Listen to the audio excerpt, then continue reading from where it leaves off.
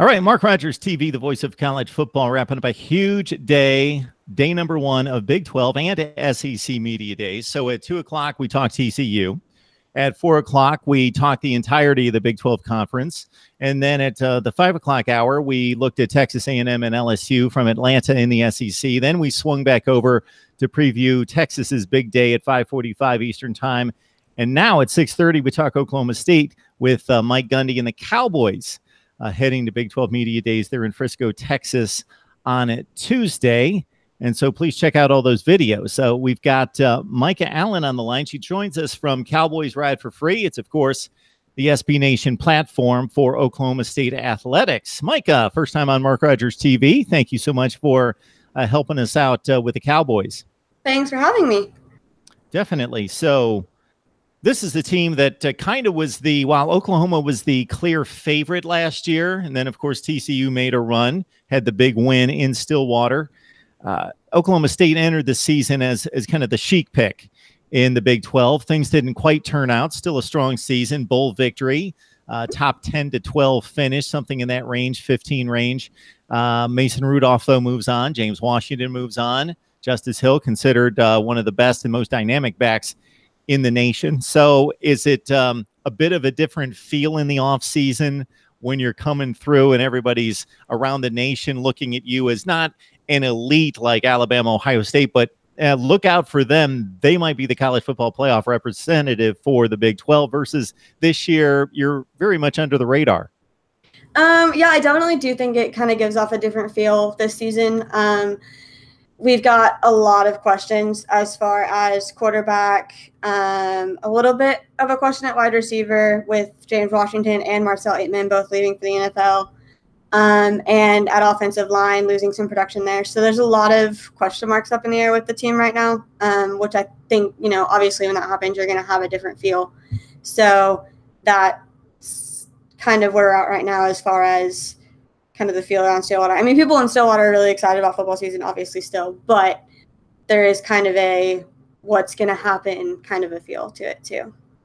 So we've got this quarterback situation, and we've got quarterback battles all over the place, all over the country, in the conference, especially this year in the conference. Will Grier is that guy, but other than that, Kyle Kempt has been named the starter at Iowa State, but otherwise there are battles all over the place, but it's usually two guys. Yeah. You guys, I know it's wide open. It may, in the coaches' minds, be less than four guys, but for what we know, unless you can shed some light on it, it appears to be four guys, and you've got the one experienced guy in Drew Brown, and there's always the question, okay, he's stepping up from group of five level to the Big 12. How much can he give us? How well can he do at this level? So how to handicap this quarterback situation at this point? I feel like you're right about there being four main guys at that quarterback spot that are fighting for it. But I feel like Gundy kind of already has his mind made up. He's just not going to put it out there yet. I feel like he's going to do what he typically does in it being Taylor Cornelius at the start of the season, just because he was the one that was kind of under Mason Rudolph. And I kind of feel like that's the natural progression that Gundy has, is to just kind of bring up the next guy. But I do think that the NCAA rule with being able to play 4 games, I believe, before you lose your red shirt kind of impacts the quarterback race a little bit. I think Spencer Sanders puts his name in the hat. I feel like Gundy lets him play toward the beginning of the season. And if he does really well, then he could be quarterback. So you're right. It really is just completely up in the air right now as far as who Oklahoma State's quarterback is going to be. Yeah, Mason Rudolph was that prototypical NFL-ready kind of guy that can make all the throws and can really read the defense and had a handle on the position. Can you look through these 4, or at least the main contenders, and kind of let us know who plays what kind of style, the strengths and weaknesses? So you've got Spencer Sanders, who was the number, I believe, 17 dual quarterback in the state of Texas, or maybe it was number 7. Gatorade Player of the Year. just a really standout quarterback. His name just kind of stands out in my mind. Drew Brown, I feel like, is kind of your experienced, kind of your more ready guy, just being the transfer. Taylor Cornelius, his style was a lot like Mason's in the sense that he can throw it really well, and is kind of going to be your really good passer. And then there's Keandre Woodley, who I haven't really seen play that much, so I can't really speak on him very well. But yeah, so that's kind of the skills and assets of all the quarterbacks. So we got Micah Allen on the line. She is the managing editor. I've got that right. Mm-hmm.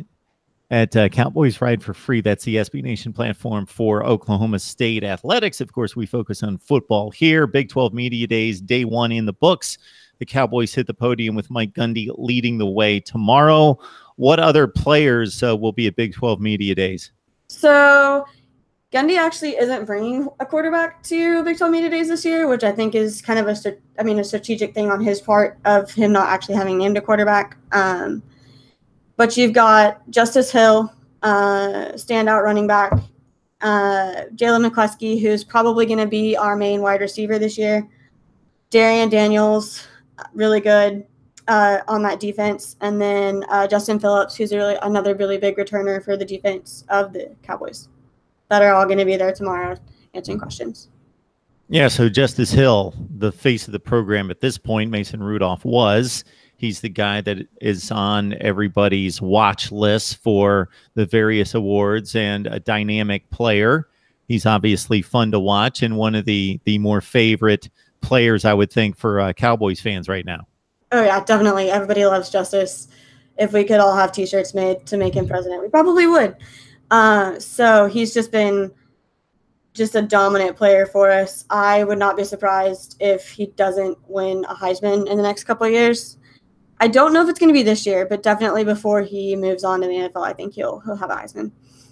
Micah, sure. Some of your forerunners there at Cowboys Ride for Free and I used to have this discussion about the program because it's an interesting situation to be in, because we know those 4 or 5 programs across the country that expect to win championships constantly. Mm-hmm. We know who they are.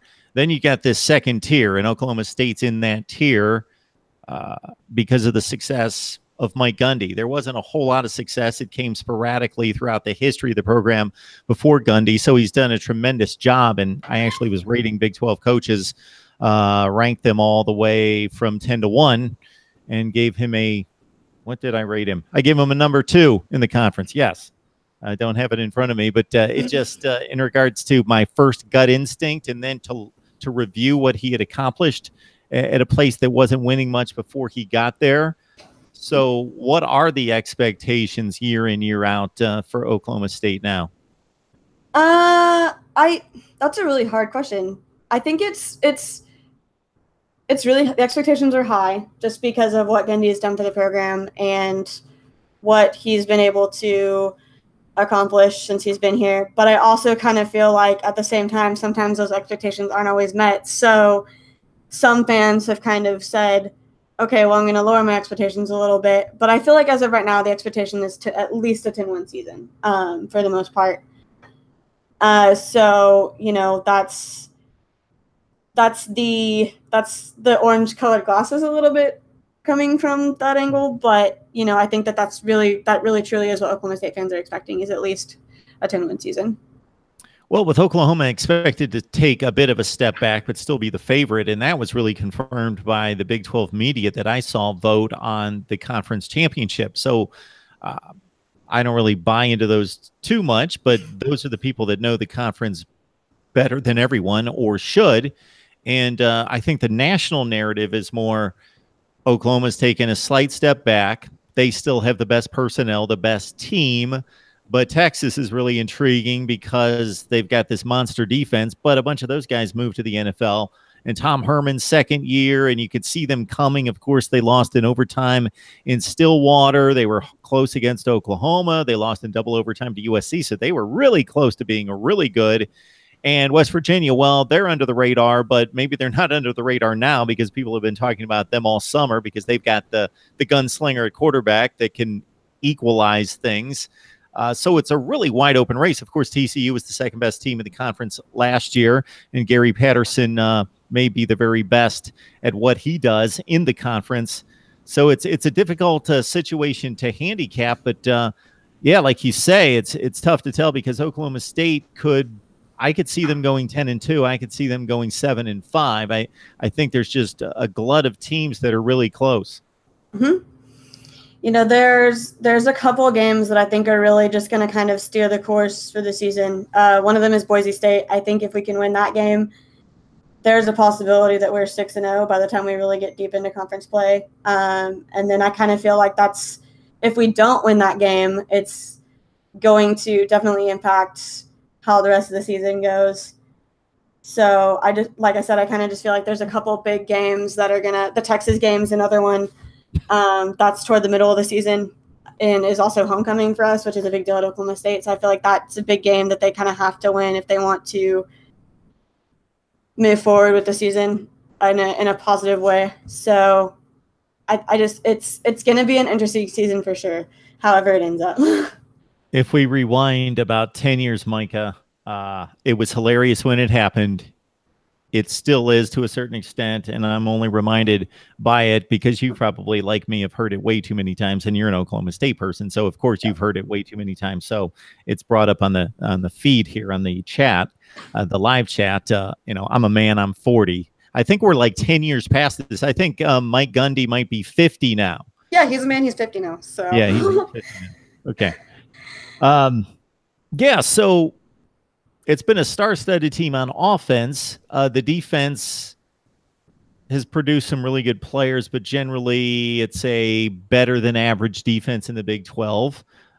Do we have any hopes that it's going to be better, considering that the passing game could take a step back? We did just get a new defensive coordinator. After Glenn Spencer was here for so many years, we have a new defensive coordinator in Jim Knowles out of Duke. And I really like this hire. He runs a 4-2-5 defense, which I think is going to work really well with the Big 12 and the passing game that it has. So the only thing that does worry me about him transitioning into that at first is the fact that I don't know if we have the defensive backfield to do a 4-2-5 really well quite yet, just because of what Glenn Spencer was recruiting for versus what Jim Knowles walked into. I think that could be interesting, kind of seeing the way that he handles that and doing what he can and what he wants to do with the players that he has. We are catching up on Oklahoma State football. It's been a long time since we've talked specifically Cowboys. We mention them all the time, but it's good to have Micah Allen on the line from Cowboys Ride for Free. It's SB Nation's platform for Oklahoma State athletics, and we are previewing a look at Oklahoma State with the Cowboys hitting the podium in Frisco, Texas at Big 12 Media Days on Tuesday. So I always love to throw this question out in the off season, in addition to the what are the expectations question, but I always like to stay on top of personnel. Who are the one or two guys, you can go offense, defense, wherever you want to go for this, that could be breakout players, guys that we may not, unless you're an Oklahoma State fan or a real hardcore Big 12 person, you may not know about, but they could have a breakout season this year? The first name that comes to my mind is J.D. King. He's been kind of going under the radar because of how much play Justice was getting, but he's another really great running back for us that could break out this year. With him kind of maturing a little bit. He played quite a bit last season, but, like I said, with Justice getting as many carries as he did, he didn't play as much. But I think this year, with the new quarterback, I think they're going to try out some different running backs. And another name that comes to mind is at the running back spot, too, is Chuba Hubbard.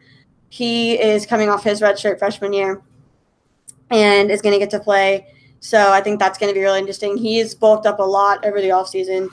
And just kind of, that year that he wasn't playing, he's really gotten a chance to get bigger and stronger. And I think he's really going to be a star for us. On the defensive side, I'm trying to think. Oh, Kenneth Magruder. He just got moved to the safety spot.